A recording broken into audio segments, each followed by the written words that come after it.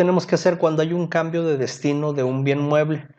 Bueno, pues el valor que tengamos en los inventarios será el utilizado para el registro en la recepción. Si es una factura, el valor que tengamos de documento o el valor comercial que le asignemos.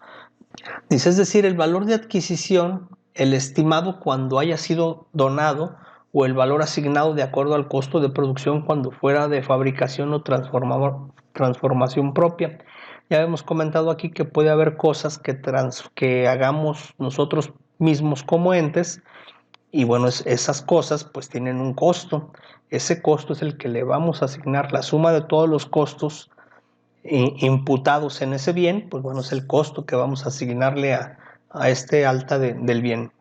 También nos dice que periódicamente debemos de realizar la depreciación de los bienes de acuerdo a la normativa emitida por el CONAC.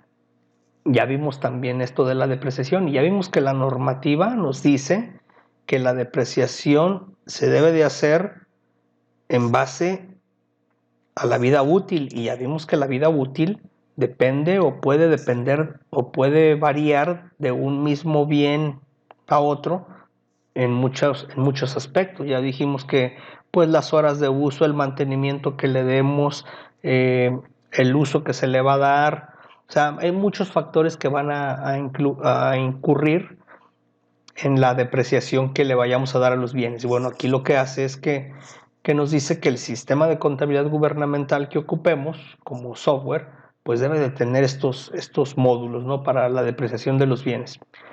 De igual manera, las mejoras que sufran los bienes en su proceso de conservación deben reflejarse en la evaluación. Ya habíamos visto también un apartado donde hablábamos de las mejoras a los bienes y decíamos que hay algunas gastos de mantenimiento que se tienen que reconocer como gasto y hay otras que si le proporcionan alargar la vida de útil a un bien, pues se deben de considerar como parte de ese activo. Ahora, ¿qué pasa con la disposición final y la baja de bienes muebles? Bueno, dice que los entes públicos autorizan el programa anual para la disposición final de bienes previo dictamen de la no utilidad. ¿Cuándo podemos dar de baja un bien? Bueno, dice que los entes públicos solo operarán la baja de los bienes en los siguientes supuestos: cuando los bienes ya no sean útiles, es decir, que ya no sirvan, o cuando el bien se hubiera extraviado, se lo hayan robado o se haya siniestrado, ¿sí? Todo esto debe de haber un acta que certifique los hechos y se debe de cumplir con las formalidades establecidas en las disposiciones legales aplicables. ¿Cuáles disposiciones legales aplicables? Bueno, en caso de que haya algo que nos aplique de manera externa, pues esa, no sé, a lo mejor tratándose de un robo o de un siniestro, bueno, ahí aplica algo que no es propio del ente, tenemos que atender una normativa externa y lo demás pues son normativas de carácter interno. También se debe de llevar un control y registro de las partes que sean reaprovechadas. Por ejemplo, tenemos un vehículo el cual pues vamos a dar de baja, pero del vehículo podemos recuperar, no sé, las llantas o a lo mejor los asientos del carro o algo. Bueno, pues tenemos que hacer un dictamen o un acta donde digamos qué partes de esos bienes pueden ser reaprovechados. Dice que se procederá a su baja cuando el bien se hubiera extraviado, cuando se lo hayan robado o cuando se haya entregado a una institución de seguros como consecuencia de un siniestro, es decir, cuando se haya declarado una pérdida total, ¿verdad? Que hubo un accidente, un vehículo, se declara pérdida total, bueno, pues entregamos el vehículo, pero una vez que nos hayan pagado la suma asegurada. Aquí esto pues nos está diciendo, ¿sabes qué? Pues tienes que tener asegurados tus bienes.